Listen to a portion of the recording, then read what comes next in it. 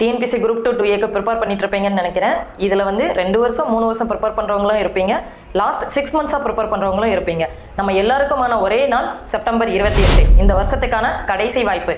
இதுக்காகவே பிரத்யேகமான தயாரிக்கப்பட்ட அக்னி டெஸ்ட் பேட்ச் ரிலீஸ் பண்ணியிருக்கோம். இதோட சிறப்பு அம்சங்கள் என்னன்னு பார்த்தீங்க அப்படின்னா, கஸ்டமைஸ்டு டெஸ்ட்டு, பாடவாரி தேர்வு, 6000+ கொஸ்டின்.